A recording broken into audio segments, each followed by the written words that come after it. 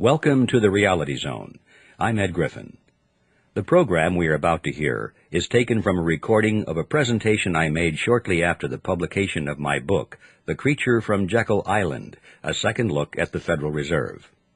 And so here it is, as recorded live in Los Angeles, California, on November 18, 1994. My presentation on the Federal Reserve, The Creature from Jekyll Island.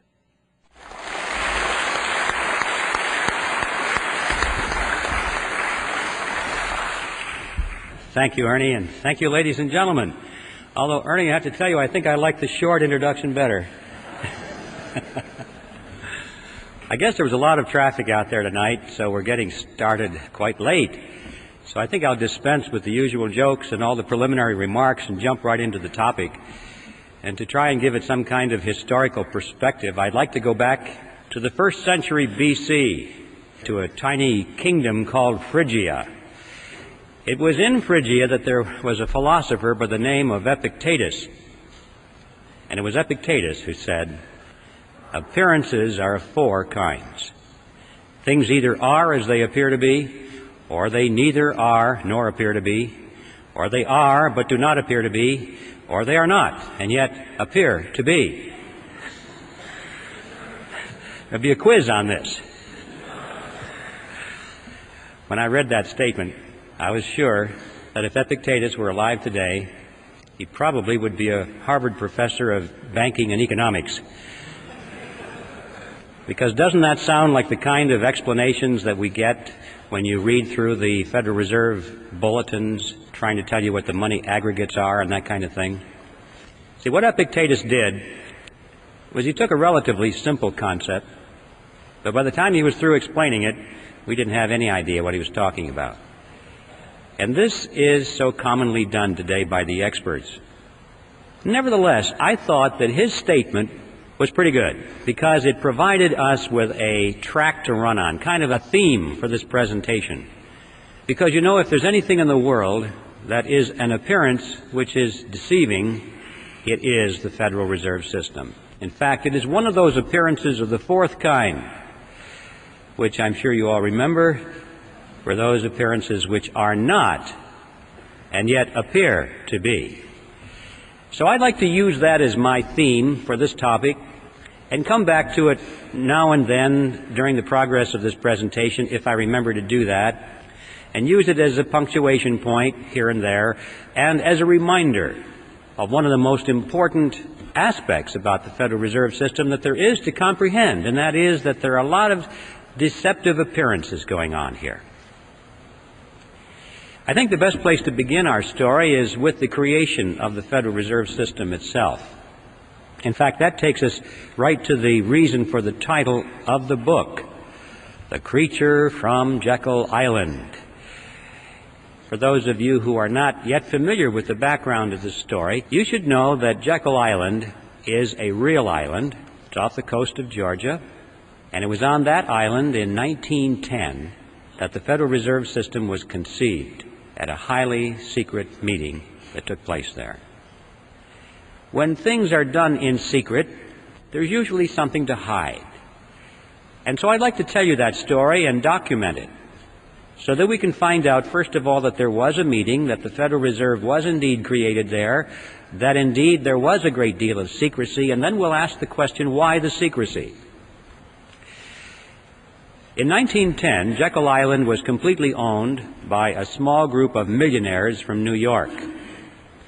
People such as J.P. Morgan, William Rockefeller, and their associates.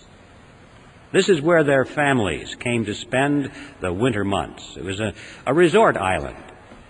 It was called the Jekyll Island Club. And on the island there was a magnificent clubhouse, which was the center of their social activities.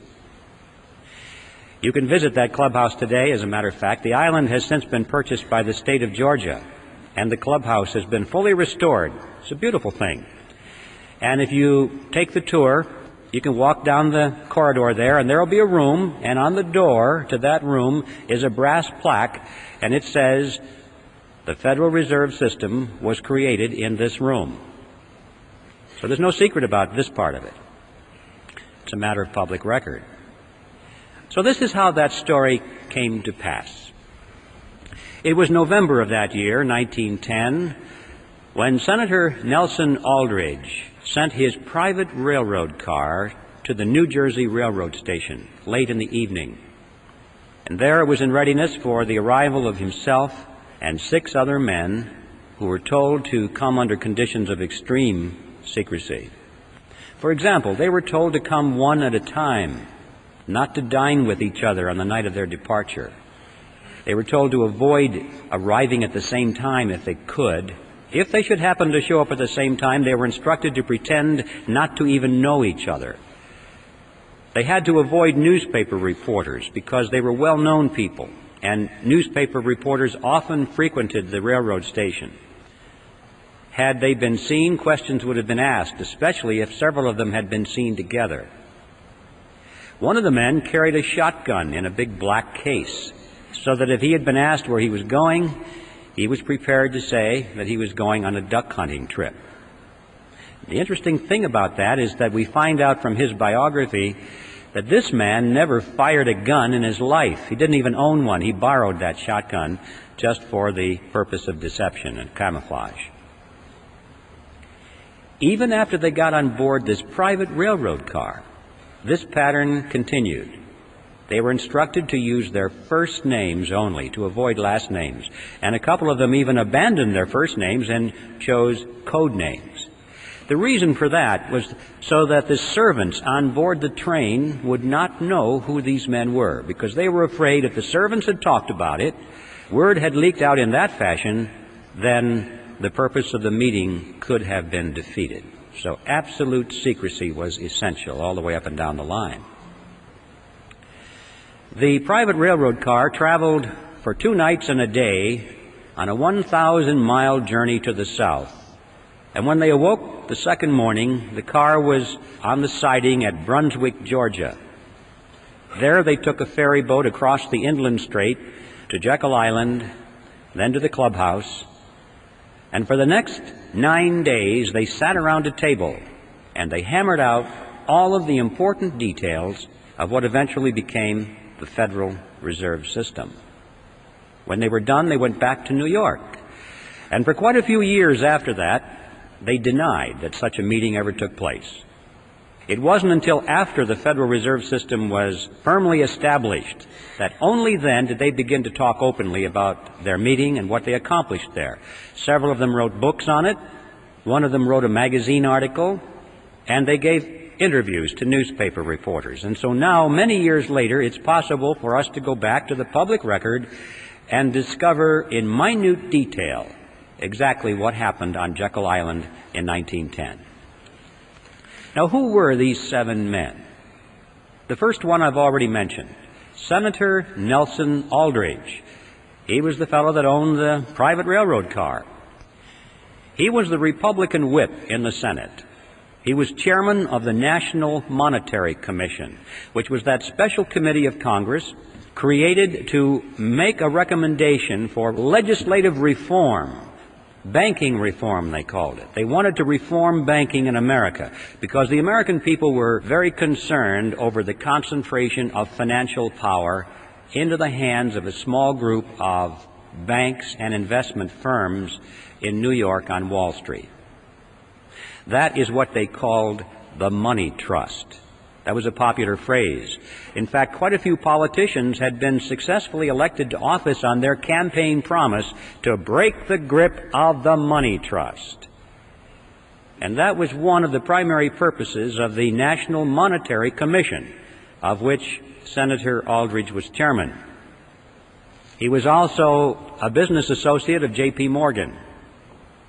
He was the father-in-law of John D. Rockefeller, Jr., which means, of course, that eventually he became the grandfather of Nelson Rockefeller, our former vice president.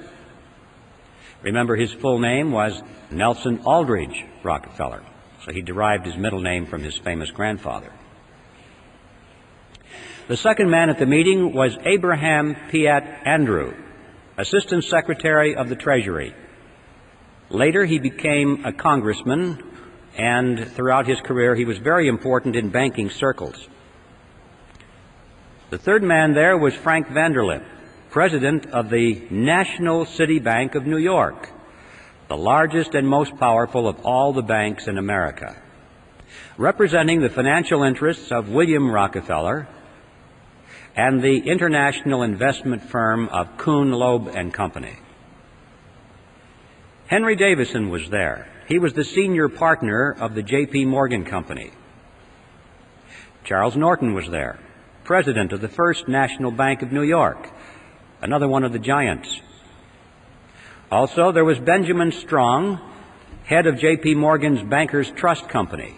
And incidentally, Benjamin Strong, 3 years later, when the Federal Reserve Act was finally passed, he became the first head of the Federal Reserve System. And finally, last but certainly not least, Paul Warburg was there, probably the most important man because of his knowledge of banking in Europe. Warburg was born in Germany, eventually became a naturalized American citizen. He was a partner in Kuhn, Loeb and Company. But he was also a representative of the Rothschild banking dynasty in England and France. And throughout his whole banking career, he maintained close business liaison with his brother, Max Warburg, who was head of the Warburg Banking Consortium in Germany and the Netherlands. Paul Warburg was one of the wealthiest men in the world. But those are the 7 men on Jekyll Island. And as incredible as it may seem, these men represented directly and indirectly approximately 1/4 of the wealth of the entire world in those days. And these are the men who sat around a table on Jekyll Island and created the Federal Reserve System.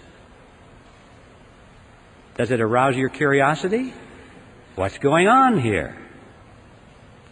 Now, for the skeptics who are here tonight, and I hope there are plenty, because if there aren't, I feel like the minister talking to the choir. I know there are always plenty of skeptics in my audiences, and that makes me feel very good. For the skeptics, you're probably wondering, did it really happen that way? Surely Griffin is exaggerating to make a point. Well, yes, it really happened that way, and I'd like to illustrate that by quoting for you just one piece of evidence here. This was taken from an article that was written by Frank Vanderlip himself that appeared in the Saturday Evening Post on February 9, 1935. Remember, Vanderlip was one of those at the meeting. And this is what he said. I do not feel it is any exaggeration to speak of our secret expedition to Jekyll Island as the occasion of the actual conception of what eventually became the Federal Reserve System. We were told to leave our last names behind us. We were told further that we should avoid dining together on the night of our departure. We were instructed to come one at a time and as unobtrusively as possible to the railroad terminal on the New Jersey littoral of the Hudson, where Senator Aldrich's private car would be in readiness attached to the rear end of a train to the south. Once aboard the private car, we began to observe the taboo that had been fixed on last names. We addressed one another as Ben, Paul, Nelson, and Abe. Davison and I adopted even deeper disguises, abandoning our first names. On the theory that we were always right, he became Wilbur and I became Orville, after those two aviation pioneers, the Wright brothers. The servants and train crew may have known the identities of one or two of us, but they did not know all. And it was the names of all printed together that would have made our mysterious journey significant in Washington, in Wall Street, even in London. Discovery, we knew, simply must not happen. Well, why? Why the secrecy? What's the big deal here? What's wrong with a group of bankers going to a private location and discussing banking or banking legislation? And the answer to that is provided by Vanderlip himself in the same article. He said, if it were to be exposed publicly that our particular group had got together and written a banking bill, that bill would have no chance whatever of passage by Congress. Why not? Because the purpose of the bill was to break the grip of the money trust. And ladies and gentlemen, it was written by the money trust. It's as simple as that. Had the public been aware of that fact, at the beginning we would never have had a Federal Reserve System. That was like asking the fox to build the hen house and install the security system. Absolute secrecy was essential for that reason. Congress would never have gone for it. The public would never have gone for it. So there we're face to face with a very important fact about the Federal Reserve System that is not generally known today. It certainly wasn't known then.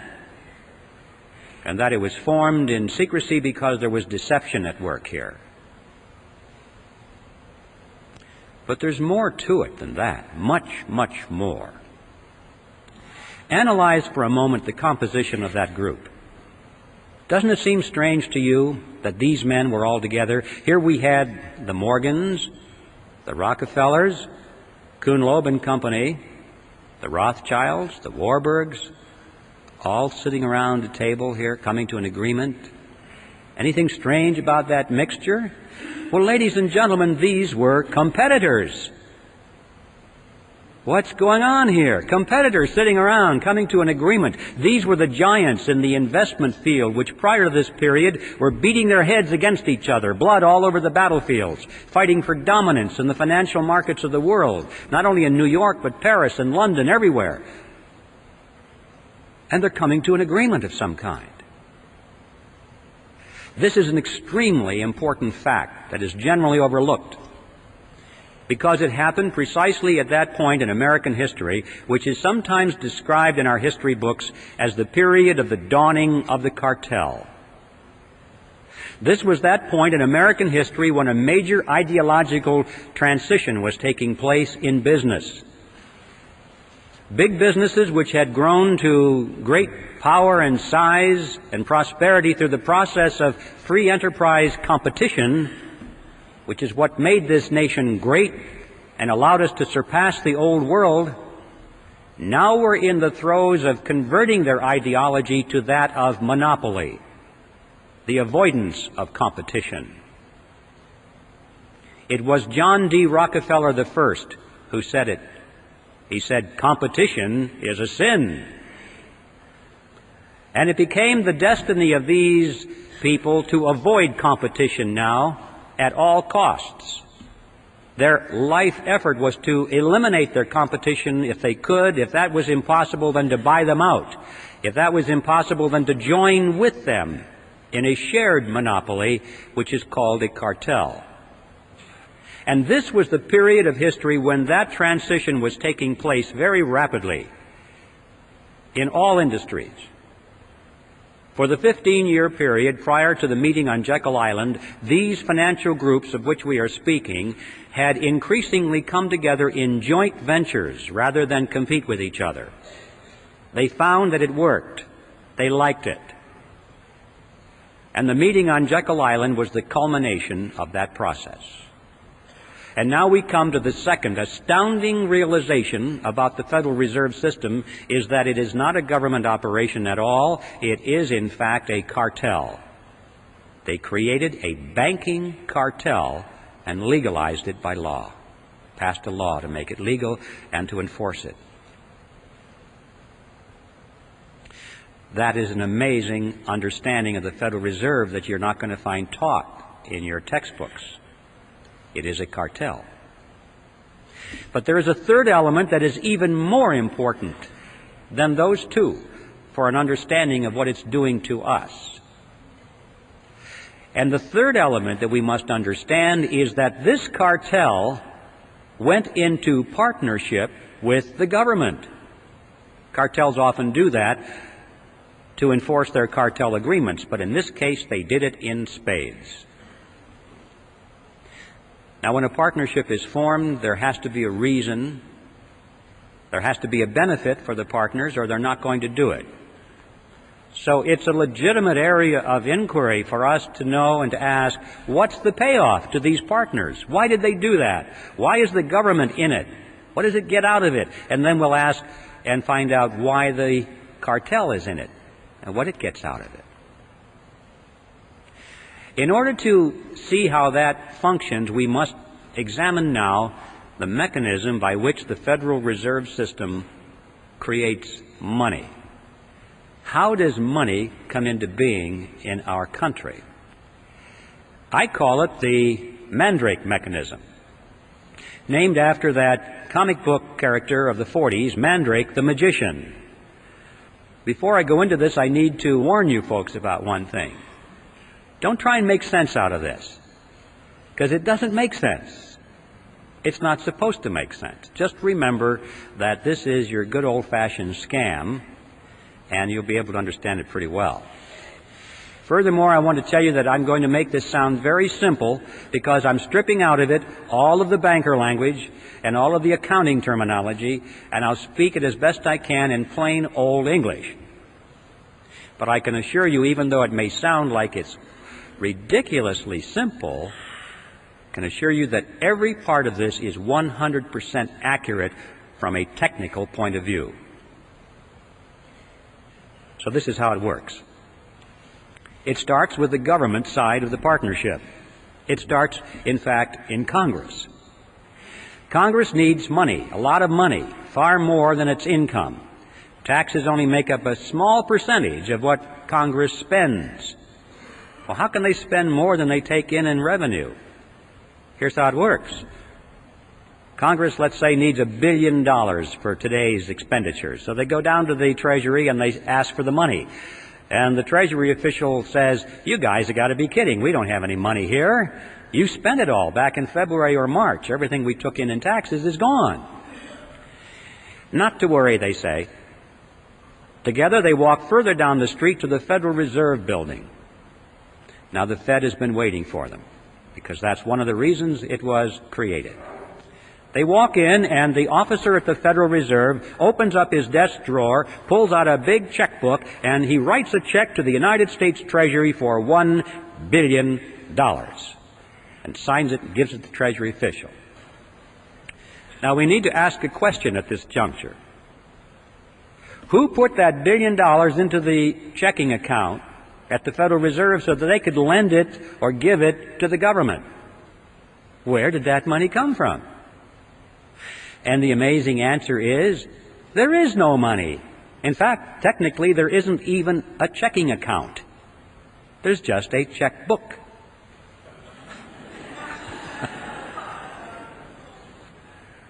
And that $1 billion springs into being precisely at the instant that the officer signs the check. Now, if you and I were to do that, we would go to jail. But they can do it because Congress wants them to do it. This is, in fact, the payoff. This is the reason the government is in this partnership, because the government has instant, easy access to any amount of money at any time without having to go to the taxpayer and ask for it in the form of direct taxes. If they had to go to the taxpayer and say, well, we want to spend this, this, and this, and we're going to raise your taxes another $3,000 per family this year, they'd be voted out of office. Not a popular thing to do. They like the Mandrake mechanism. But that's why the government is in it. But why is the banking cartel in it?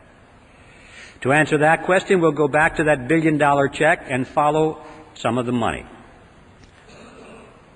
The Treasury official takes the $1 billion check and deposits it into the government's checking account, which is, of course, in a Federal Reserve Bank, so-called. And at that instant, the computers show that the government made a $1 billion deposit, therefore it has $1 billion in its account, therefore it can now write up to $1 billion in government checks, which it starts to do. We'll follow just a $100 check that it writes to the postal worker that delivers our mail. He takes it now and puts it into his checking account in his personal commercial bank down the street. Now the money is finally out of the Federal Reserve Bank, so-called, out of the government side of this partnership, and it's finally into the banking side, commercial bank. $100 has been deposited, so the banker goes over to the loan window and opens it up, and he says, "Attention, everybody, we have money to loan. Somebody just deposited $100. We have money to loan."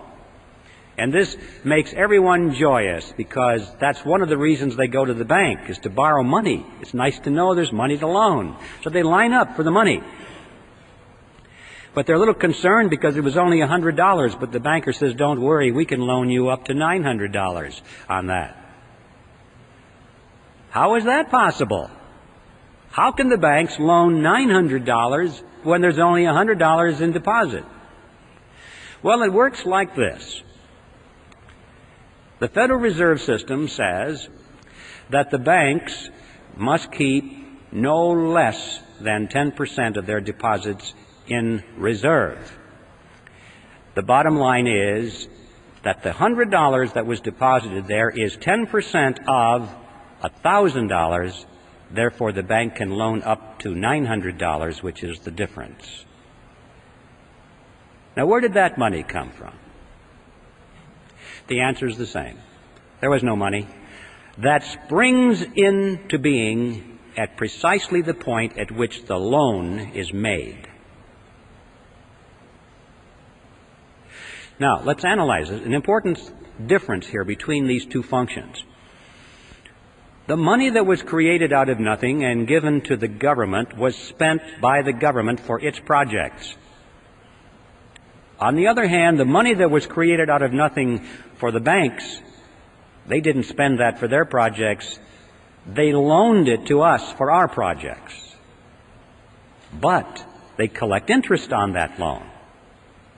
So the bottom line is that they collect interest on nothing, which is not too shabby.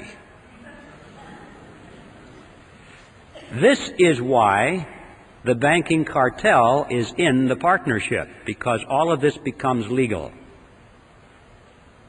Interest on nothing. What are the consequences of this? This money that is created out of nothing goes out into the economy, and these new dollars dilute the value of the old dollars that were already out there. It's like pouring water into the pot of soup. It dilutes the soup. When you pour all these new dollars into the economic pot, it dilutes the dollars that are there, and so prices start going up and up and up, and we have this phenomenon of inflation, which is the appearance of rising prices. I emphasize the word appearance because in reality prices do not rise. What's really happening is that the value of the dollar is going down. If we had a money which was based on gold or silver or anything else that had intrinsic tangible value that they couldn't just create out of nothing, you would find that prices would remain stable over a long period of time. And to illustrate that point, it's interesting to know that if we had lived in ancient Rome, we would have been able, with a 1-ounce gold coin, to buy a very fine toga, a handcrafted belt, and a pair of sandals. Well, today, what can we buy with a 1-ounce gold coin? We can go into any men's store and buy a very fine suit, a handcrafted belt, and a pair of shoes.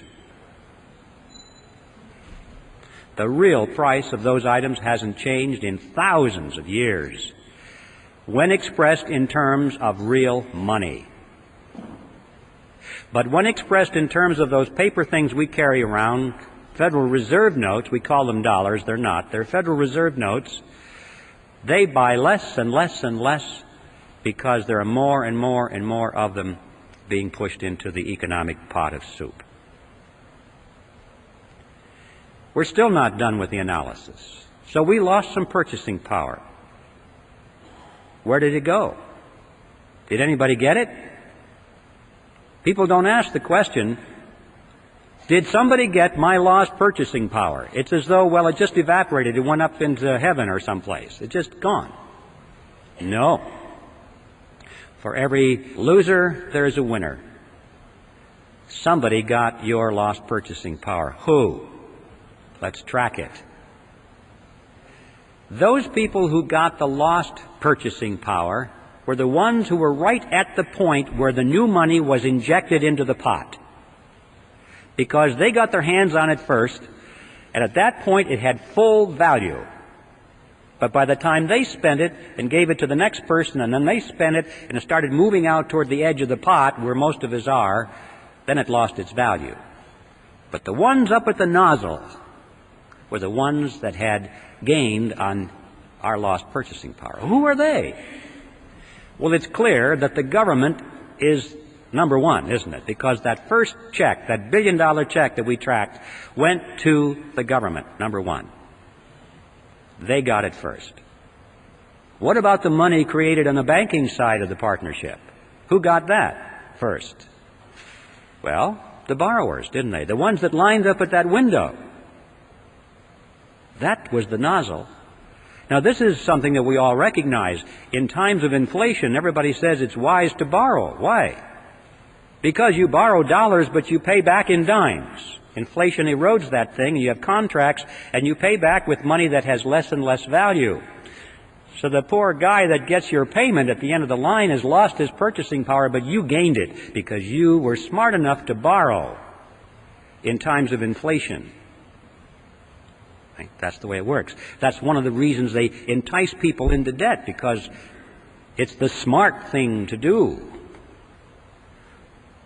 What they don't tell you, however, is that what you are gaining from this process, you are turning around and having to pay to the bank in the form of interest payments on that loan.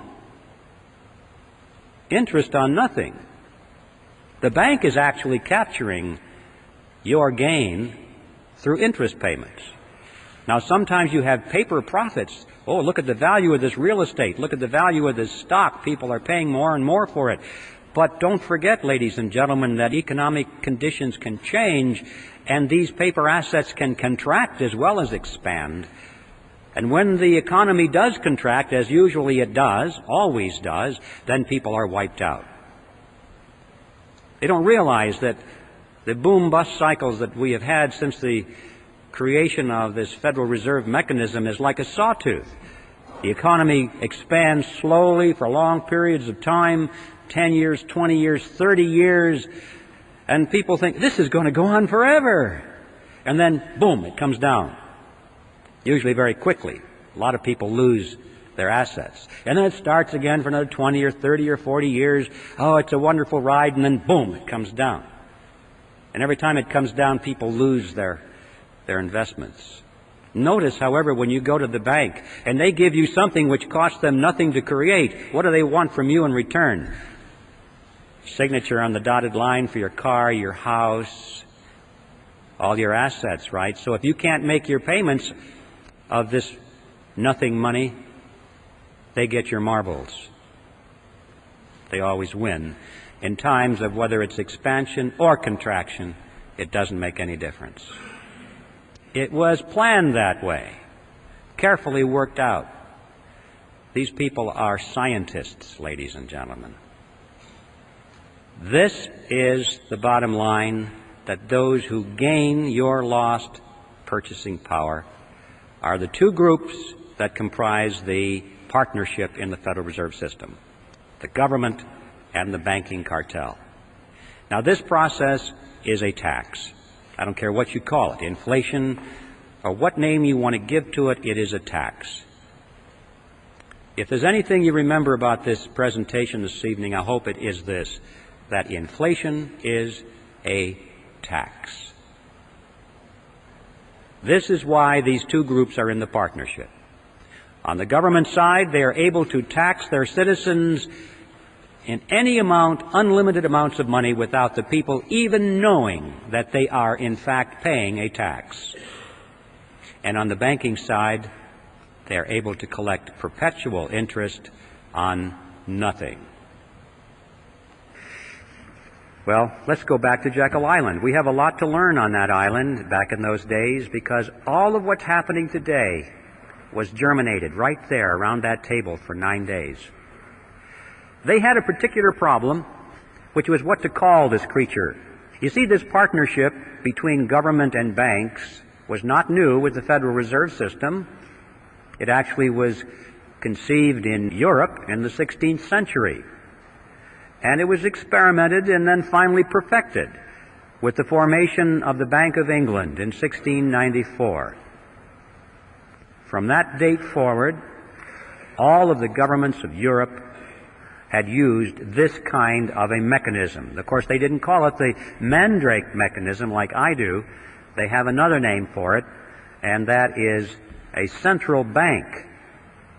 So, when it came time to bring the central bank mechanism to America, these fellows on Jekyll Island knew that's what they were doing, but they couldn't call it a central bank because Congress was already on record as saying they didn't want that, because they thought that what we needed in this country was something that was unique for the American economy. And these men debated what to call it, and this was their strategy. They said, first, let's call it federal, to make it sound like it's a government operation. Next, let's add the word reserve, to make it seem like there are reserves somewhere. Next, let's add the word system. This was far more important than it seems today, because remember, the primary concern was this concentration of power in New York. So they had to convince the American people that they were creating a system of banks spread over the geography of the whole country. First they were going to have 10, then they said, no, that's not enough. We need 12 regional banks to diffuse this power, or the appearance of diffusing it. Well, we realize today that what we got was not federal at all. There are no reserves anywhere. There's not a system in the sense of diffusion of power, and the Federal Reserve banks aren't even banks. So in all four words, we have appearances of the fourth kind. It was brilliant deception, and now the next step was to sell it to the public. The first draft of the Federal Reserve Act was called the Aldrich Bill because it was sponsored by Senator Aldrich, and Paul Warburg warned him against that. He said, Nelson, if you put your name on this bill, it's going to be voted down in Congress because you're so clearly identified with big business interests. And Warburg was right. Congress put thumbs down on it. The bill of the big bankers. Well, it was a minor setback. They took their bill, they scrambled the paragraphs around a little bit, took Aldrich's name off of it, and found a couple of Democrats to sponsor the bill. Now this was different, because everybody knew that the Republicans represented big business. But they also knew that the Democrats, on the other hand, represented the common man. You know, the working man, the fellow on the assembly line, like Ted Kennedy.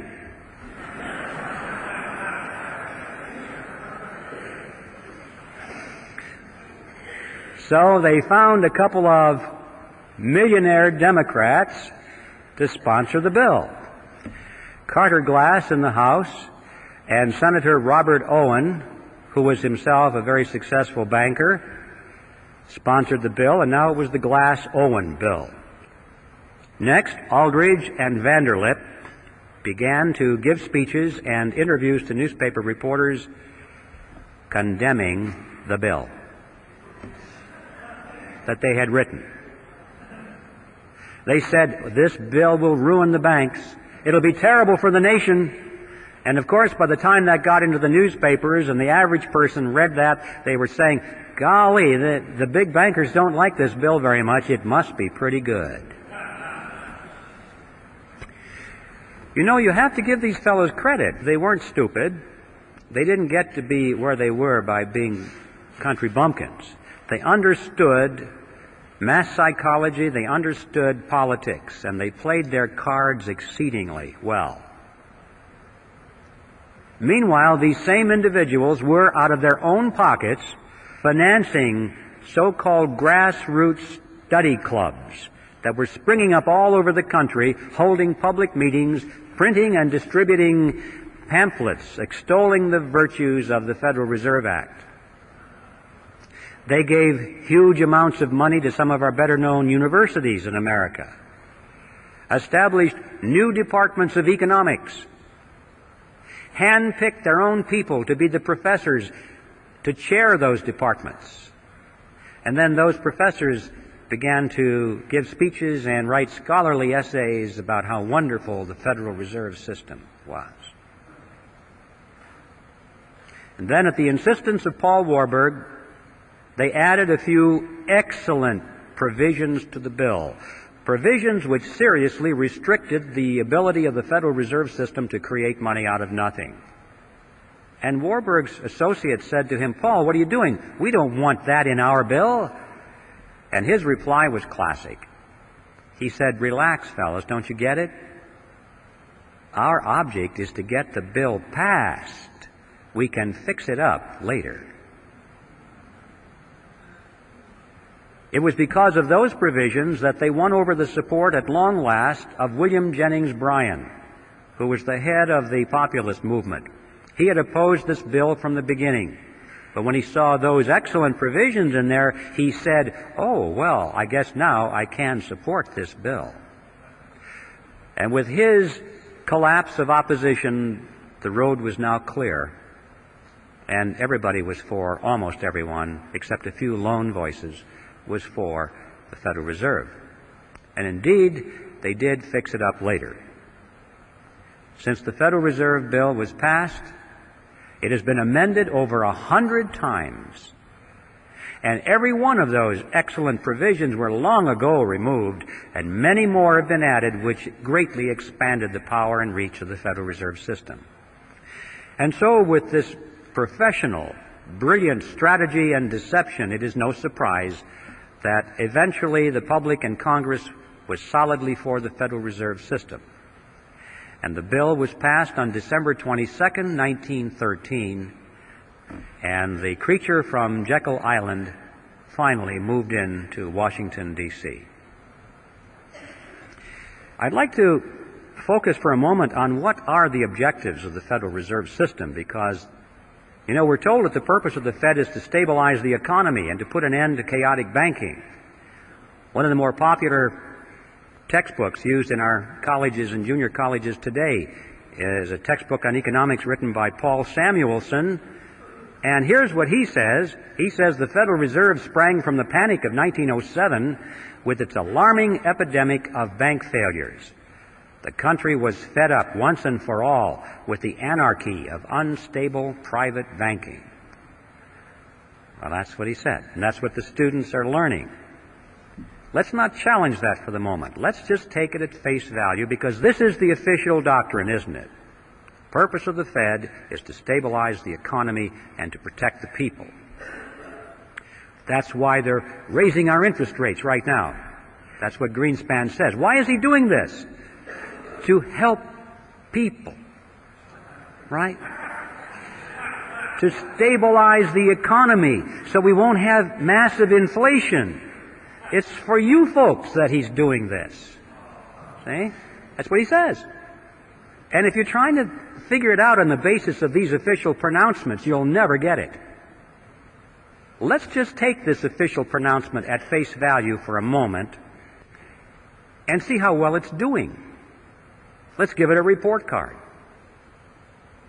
Since the Federal Reserve was created, it has presided over the crashes of 1921 and 1929, the Great Depression of 29 through 39, recessions in the years 53, 57, 69, 75, and 81, a stock market Black Monday in 87. We all know that corporate debt is soaring. Personal debt is greater than ever. Both business and personal bankruptcies are at an all-time high. Banks and savings and loan associations have failed in larger numbers than ever before. Interest on the national debt is consuming half of our tax dollars. Heavy industry has all been but replaced by overseas competitors. We're facing an international trade deficit for the first time in our history. 75% of downtown Los Angeles and other metropolitan areas is now owned by foreigners, and over half of the nation now officially is in a state of recession. Now, that's the report card of the Federal Reserve System after 80 years of stabilizing our economy. I don't think it's even controversial to say that it has failed to meet its stated objectives. The only controversial issue is, why has it failed? And my answer is, because those have never been its true objectives. What are its true objectives? Well, what are the objectives of any cartel? To enhance the profit margins of the members of the cartel and to stabilize their position in the market. If we hold that in mind, now we get a different picture folding before us. Now they're not failing at all. They're succeeding. There were three objectives that the bankers had, the ones on Jekyll Island. They had three objectives in 1910 through 1913 that they wanted the Federal Reserve System to accomplish for them, and they were very verbose on the topic. And here they are. They said first they wanted to stop the erosion of their power away from New York. That's right. Exactly the opposite of what the Federal Reserve System was supposed to accomplish. That's what they wanted. This is a good point to mention that when we talk about the cartel, I'm not talking about the small banks that are struggling for survival under the Federal Reserve System. Remember, John D. Rockefeller said competition is a sin. And one of the purposes of the cartel was to put a check on the competition from these new banks, keep them in their place, eliminate them if possible, and to do so through regulation, setting up conditions that the big banks could afford to handle, but the small banks could not handle. So I'm not talking about your local banker now. I'm talking about the New York cartel. That was objective number one. Objective number two was to reverse the trend of what they call private capital formation. Now that's banker language for a trend in which individuals or businesses use their own savings for something instead of going to the bank and borrowing money for it. At the turn of the century, there was a trend toward private capital formation in business particularly. Businesses were holding back a certain portion of their dividends each quarter, putting that money into a sinking fund, and then as the capital formed, or as they saved more and more money, then they used their own savings to build a new factory or to launch a research and development project or whatever. And the banks were extremely concerned over this trend. They wanted to entice businesses back into the banks to borrow money. And they knew that the only way to do that is to lower interest rates. And you may say, well, why didn't they just lower interest rates? Because you're thinking in terms of today, not then. Today it's easy if you're the Federal Reserve System to lower interest rates because they have the lever to move it either way, up or down, totally within their control. But in 1913 there was no lever because the money in those days was backed by gold and silver. And you can't hook a lever onto that kind of money. Under those conditions, interest rates are the result of the natural forces of supply and demand. People cannot control it. I mean, individuals or committees cannot control it. Millions of people interacting in freedom control it, supply and demand. But it's not subject to political control. And they knew that the only way that they could get people into the banks is to artificially depress the natural interest rate. How do you do that? They said that the answer was through a flexible currency. They said what the nation needed was a flexible currency to meet the demands of industry. Well, what is a flexible currency? It's not this stuff that bends. You need a dictionary to understand some of these things. A flexible currency, ladies and gentlemen, is money made out of nothing. That's what that means. Now, you see, the trick is not too complicated. If you can create money out of nothing, you don't have to charge an awful lot of interest on it to show a profit.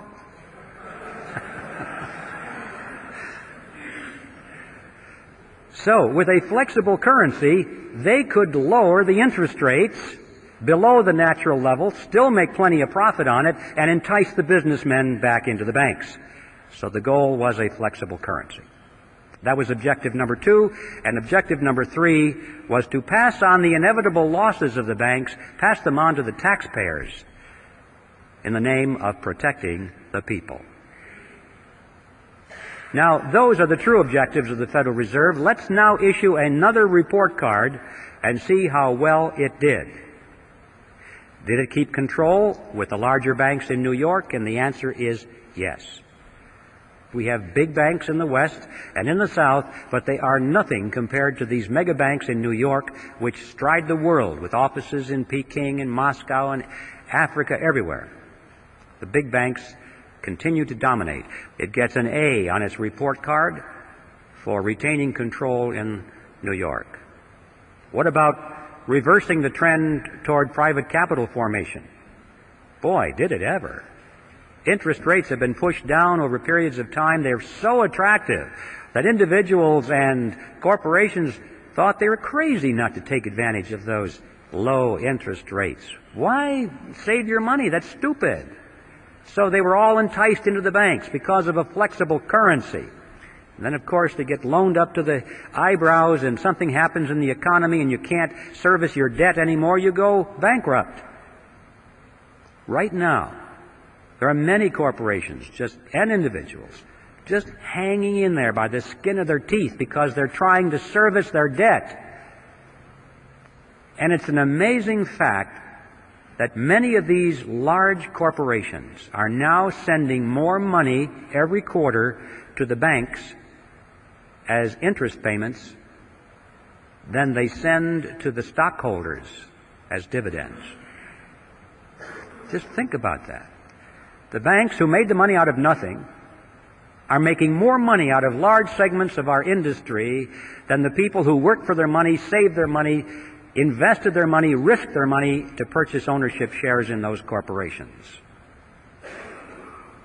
And the Federal Reserve System gets an A on its report card because, indeed, with flexible currency, it reversed the trend toward private capital formation.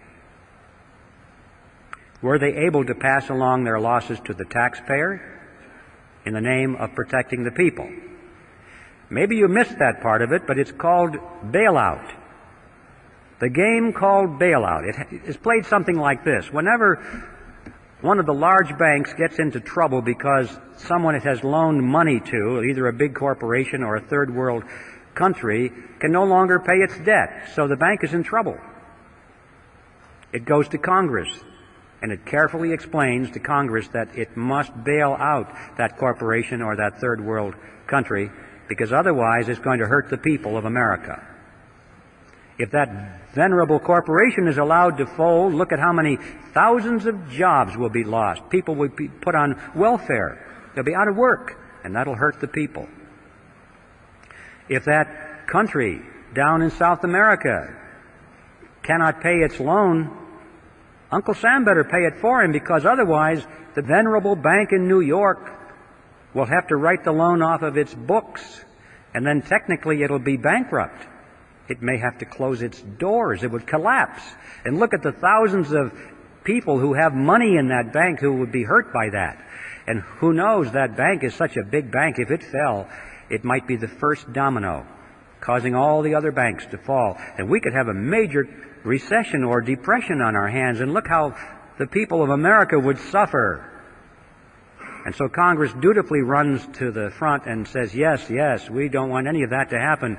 And they vote the funds to guarantee the loans, or in some cases to make outright payments to keep that river of interest payments going to the banks. Not the small banks, the big banks. Here are some of the games you may have missed. Penn Central Railroad was bailed out in 1970. Lockheed Corporation also in 1970, Commonwealth Bank of Detroit in 1972, New York City in 1975, Chrysler Corporation in 1978, First Pennsylvania Bank in 1980, Continental Illinois, the largest of the banks so far, in 1982, and all of those countries in the third world who can no longer make their interest payments are now making their payments because they got the money from the International Monetary Fund and the World Bank, which got it from the Federal Reserve System, which got it from you and me through the Mandrake mechanism.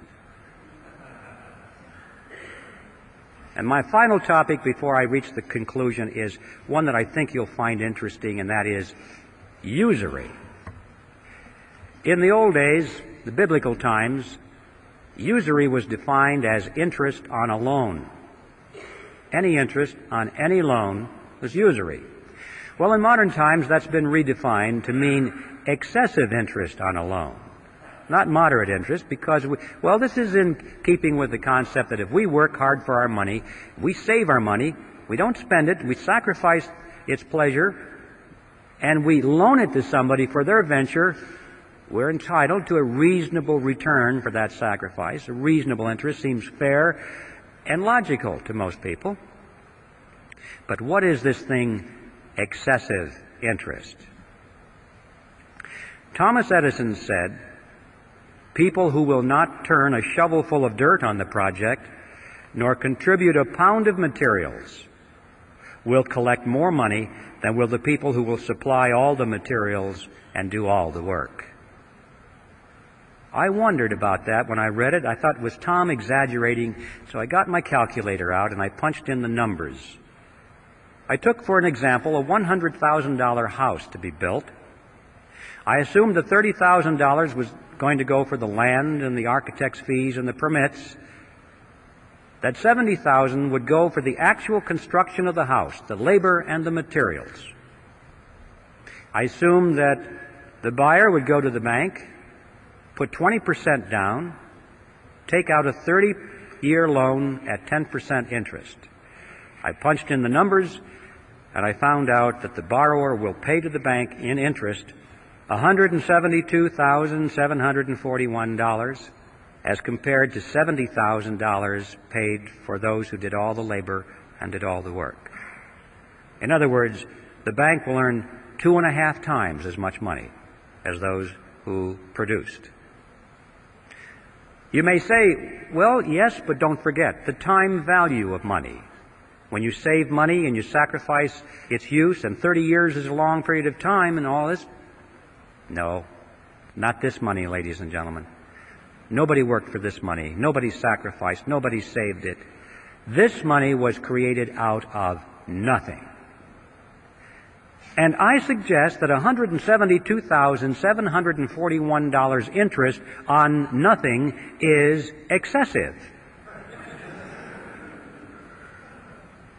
I think it's time for a new definition of the word usury. Any interest on any loan of fiat money, meaning money made out of nothing.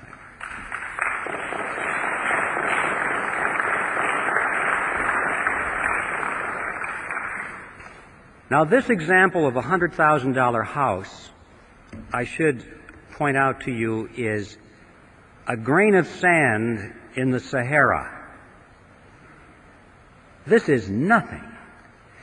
You have to multiply this process by every house in America, by every hotel in America, every high-rise office building in America, every jet airplane, every automobile, every factory, every warehouse full of materials, every farm building, all the farm equipment.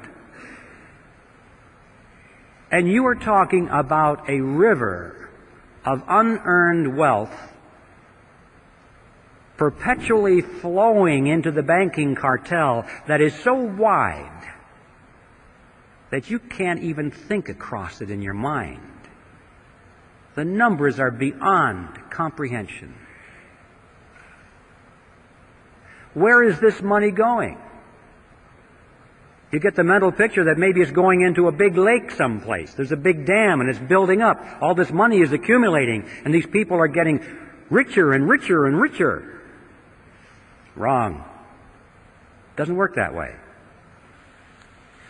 When a person has all the wealth that he can possibly want or use for the pleasures of life, what is left? Power. Yeah. Ladies and gentlemen, they're spending this money, this river of wealth is being used to acquire power over you and me and our children. They are literally buying up the world with it. And I don't mean they're buying up the real estate and the hardware. They're buying up control over the organizations, the institutions through which people live and act and rely on for leadership and opinion. Technically, in sociological terms, this is called a power center. These are the power centers of society, the groups through which people work.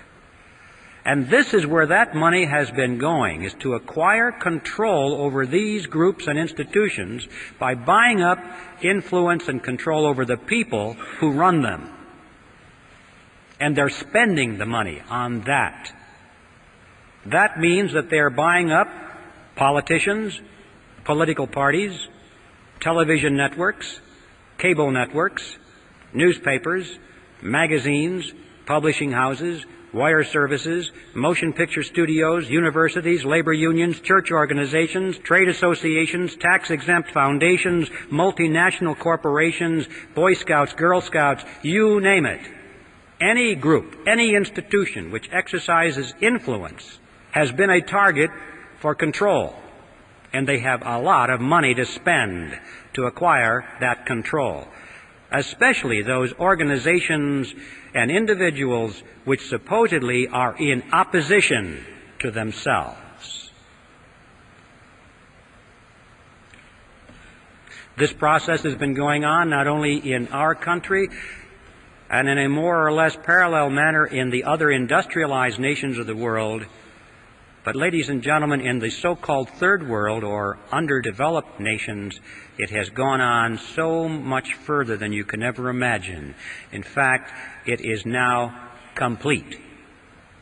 These countries have been purchased already with this money. Did you ever wonder what's going on there at the International Monetary Fund and the World Bank? You don't hear much about that. Every once in a while, on the back page in the newspaper, you'll read that Congress authorized another $100 billion to go to the IMF, to be loaned to some little country or given to them, and they explain to us that this is to raise their standard of living. Well, you don't believe that either. That is an appearance of the fourth kind. It's not going to raise their standard of living. If it is, if that's the true purpose, they're not doing a very good job of it, are they? Because, you know, if you look at those nations, after all of these decades and expenditures of hundreds of billions of dollars, you cannot point to one nation that has had its standard of living raised one iota. In fact, in most cases, it's the other way around. The reason is simple. That's not the purpose of the money. The money does not go to the people. It does not go to the businesses in those countries, which might have a chance of raising the standard of living. It goes to the politicians in those countries, to the governments. And it is used specifically to strengthen their control mechanisms over the people, to build collectivist totalitarian systems. Countries that start off as inefficient dictatorships get all the money from the United Nations and end up as efficient dictatorships. The money is used to strengthen their army and to strengthen their bureaucracies. These people, for the most part, couldn't care less about the standard of living of their subjects, so long as they live well, so long as they have their mansions and their yachts and their jet aircraft and their trips to New York, to the United Nations, and their suites at the Waldorf Astoria. Ideology means nothing to them. Socialism, communism, capitalism, fascism, what does it matter? Where's the money? This is it. And we're now dealing with second and third generation welfare families here. You know how hard it is to break a welfare family in our own country after the second and third generation. We have governments around the world that are now second and third generation welfare to the UN. There's not a chance in the world they're going to break away from that money. They wouldn't know how to operate any other way. It's a way of life. They're addicted. And they now are in place in the New World Order, where they're just waiting for you and me to show up. In fact, that's the other side of this. Not only has this transfer of wealth from America to the Third World not raised their standard of living, but it has indeed helped to lower ours. And that, too, was part of the plan. In many ways, they're trying just to waste money, to reduce our standard of living. A strong nation is not a candidate to surrender its sovereignty, but a weak nation is. If America can be brought to her knees, if she can be hungry, if she can be filled with despair, if there can be riots in her streets and she doesn't know where to turn, then she perhaps will willingly accept totalitarian measures from a United Nations peacekeeping force. The blue helmets might even be welcomed. Or rescue with an international monetary unit that has purchasing power for a while. This is how it's being played out, ladies and gentlemen. And so I want to just conclude by saying that the name of the game is not wealth. It is power. So what are we going to do about this? Well, it's obvious. We have to slay the creature. Obviously, that's the starting point. We can't allow this creature to continue. It has to be eliminated. But how are you going to do that?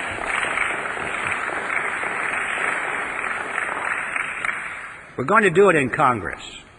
Congress created the Federal Reserve System, and Congress can abolish the Fed. But we have to build some fire under the chairs of those congressmen. We have to get some new faces in there. I don't care whether it's Republican or Democrat or Independent or what have you. The titles are not important. It's what they believe in, the principles. Those are the important things. But we do need an informed electorate out there. It's not going to happen unless people know about these issues, and education is our necessity. Sounds kind of boring, doesn't it? Wouldn't it be nice if we could just jump right into politics? But people won't know what we're talking about unless they understand the issues. We need an educational army out there, ladies and gentlemen. And it's time to enlist. As Patrick Henry would have said it, in fact, as he did say it, our brethren are already in the field. Why stand we here idle? The bad news, the really bad news, is that time is running out. We used to talk about these things. I remember not too long ago, I would talk about some of these issues and people would look at me and say, "You got to be kidding. That could never happen in America." And now, when I talk about these issues, they lean forward and say, "How much time do we have left?" It's visible all around us. The New World Order is descending around us. I mean, they're preparing a world court of justice, a world taxing authority, a world monetary unit, a world army. As we speak, over half of our standing military right now is serving under foreign officers at the UN, and the process is rapidly moving. So, ladies and gentlemen, time is running out. Whatever you plan to do for your country or for your freedom, do it now. But the good news is, the really good news is that we still can do it. We still have time. We still have freedom. Instead of complaining about how bad things are or how late the hour is, we should rejoice over the fact that we can still meet as we are here tonight. We can still talk openly. We can still advocate such things as the abolition of the Federal Reserve System. We still have elections. We should rejoice on that fact. All we have to do is go out and work like our very lives and our freedom depended upon it. Because they do. And I think a good place to begin is to send Epictetus back to Phrygia and to convert that grand appearance of the fourth kind into a disappearance of the first kind. Thank you very much.